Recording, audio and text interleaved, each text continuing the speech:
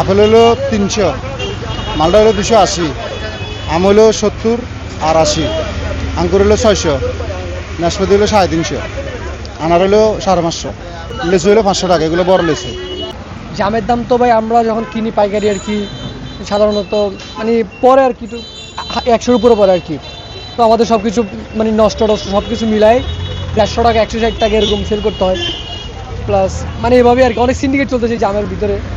Farm 155 টাকা, সোনালি 290 টাকা, লাল 330 টাকা, দেশিটা ভাইয়া নাই ভাইয়া 600 টাকা করে চলতেছে বর্তমানে।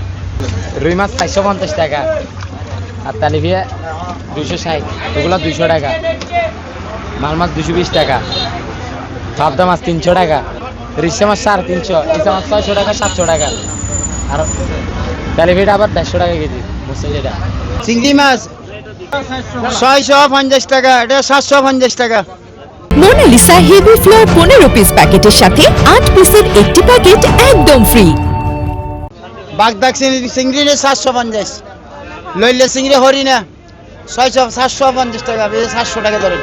অন্য মাছ এটা মাল মাছ মির্গা মাছ 280 টাকা, রুই মাছ 300 টাকা, তেলাপিয়া 220 টাকা, কই মাছ 280 টাকা, সুরমা মাছ 300 টাকা। কলমি শাক কিনে 60 টাকা, বেশি 10 টাকা। পুঁই শাক কিনে 25 টাকা, বেশি 30 টাকা। নারী শাক 25 টাকা কিনে 30 টাকা বিক্রি করি। হেলেঞ্চ 8 টাকা, বেশি 10 টাকা।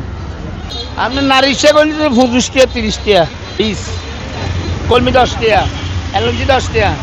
তারপর আপনার কি কয় লাল শাক 40 টাকা, ফুল শাক 80 টাকা, আর আছে মাইরের শাক 40 টাকা।